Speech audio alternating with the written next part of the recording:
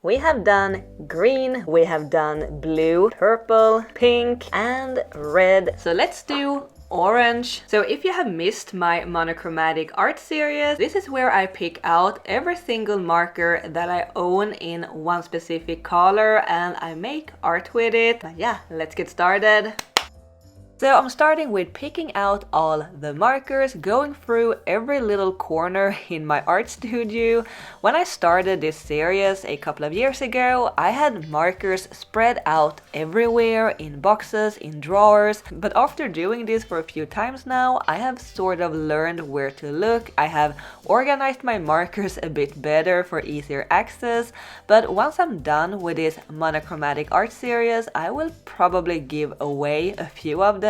I have a bunch of duplicates and markers that I never use more than for this occasion, so let me know, should I do a giveaway?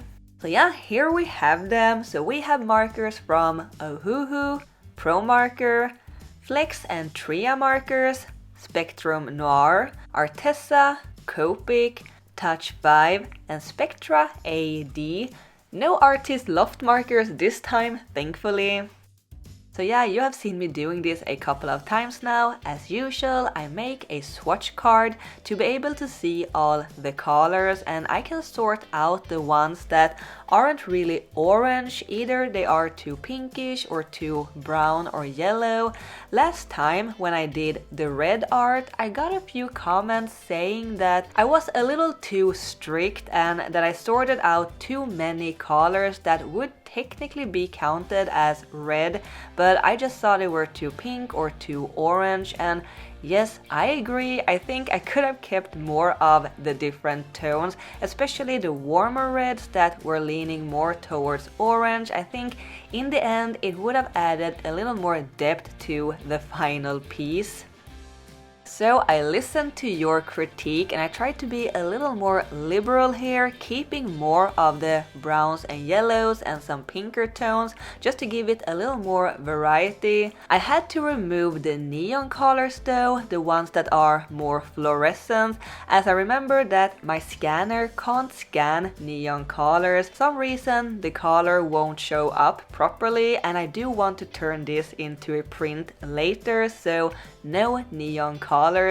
Also, it turns out that I don't own a lot of orange markers, only 53 of them made the cut, which is the lowest amount of markers that I've used in this monochromatic art series so far, so I didn't want to sort out too many.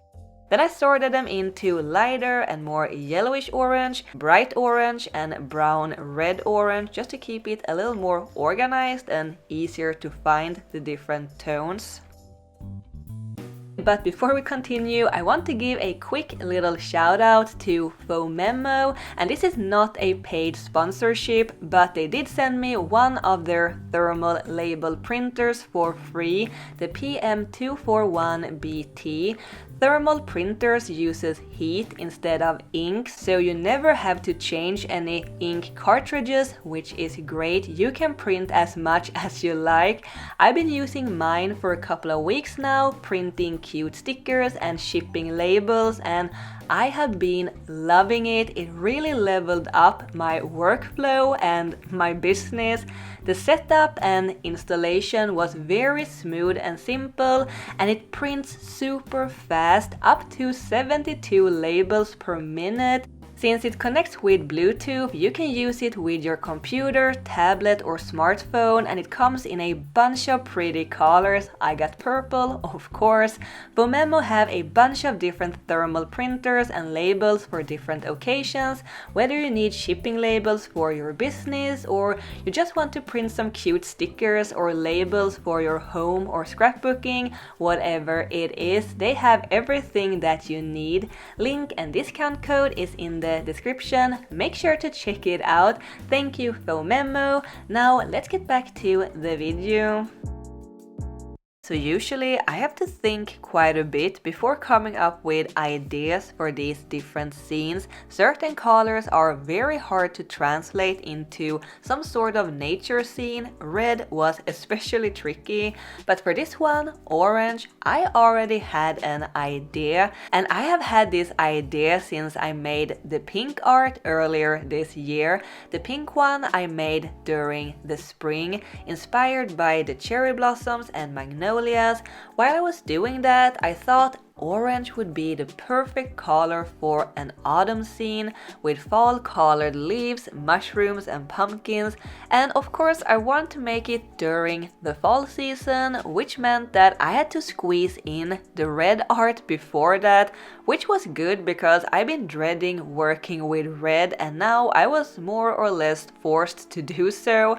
So to reply to all the comments saying that I should have done a fall scene instead of a desert with the red markers, I was saving it for orange because to me orange is strongly associated with fall season. So as in all the monochromatic pieces, we have our 6 little kitties by the edge of this pumpkin patch field thingy.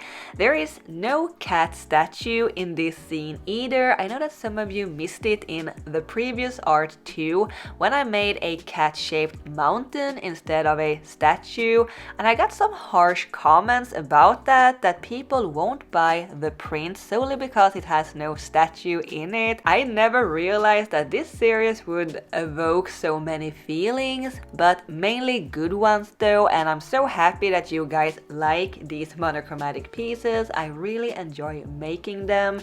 But yeah, instead of the statue, we have this cat built out of pumpkins. I thought it was a fun and clever way to integrate the cat statue into this environment. It feels a little more natural than just having a stone statue in the middle of a pumpkin patch.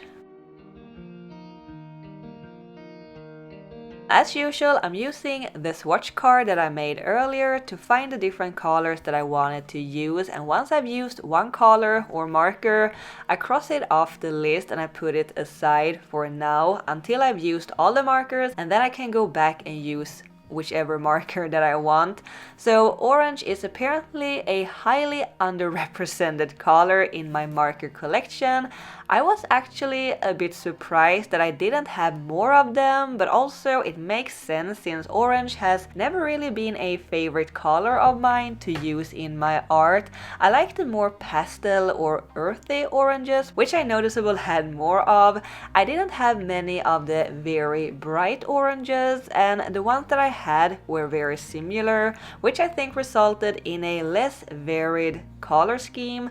I love how this piece turned out, but I wish I tried to make the different elements, like the mushrooms for example, more varied in tone. Even if I used different markers for each mushroom, they still ended up very similar in color. I would have wanted them in different orange tones so that they would really stand out from each other, but I didn't quite manage to do that, or rather it is something that I thought of and noticed afterwards, and now it is too late to change. So that is one thing that I would change if I could, trying to push the contrast and different tones a bit more. I'm almost a little tempted to recolor it just to see if I could do it differently, or perhaps I could just do it digitally and see what that will look like. I think that would be easier. Again, I am very happy with how this turned out. I am not complaining or anything, but there are always things that you could have done differently, and that is how you learn, I suppose. You should never beat yourself for making mistakes or being too hard on yourself, but I see it as a good thing when you can acknowledge things that could have been done differently or improved. But yeah, I think I managed to capture the fall energy or vibe. The sun is setting and makes everything looks like it's glowing. I really love the warm autumn light. It is so beautiful. Even if it is very challenging using one color only, I think what I managed to do throughout this whole series so far is making each scene unique and standing out from each other. Also, after this one, the orange, we have yellow, and that should technically be the last color because after yellow we just go back to green again.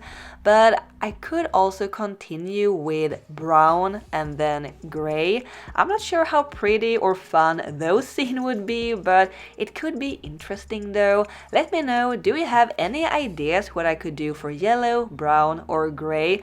Oh, something that I could do for gray is a castle, like a dungeon with armors and chains and perhaps ghost kitties. Or maybe that is too dark. We're ending the series on all cats being ghosts, perhaps not the most cheerful closure, but there could be cats and ghosts. This actually had me really excited. Now I'm looking forward to that. The only problem though is that it would be an indoor environment instead of a nature scene as I've been doing so far. Maybe I can make it a cemetery with headstones and stuff, perhaps for next Halloween. We will see, there are still 2 more colors between. What would you have done using only orange markers? What do you associate with this color? It is so much fun hearing how people interpret different things. Would you also have done an autumn scene or something completely different? Also, if you would like to color these yourself, the line work for all of these monochromatic cat scenes, they are available on my Patreon as coloring pages for the artsy cat tier and up. I'm also planning to release these as physical coloring pages in my upcoming shop updates, so keep an eye out for that.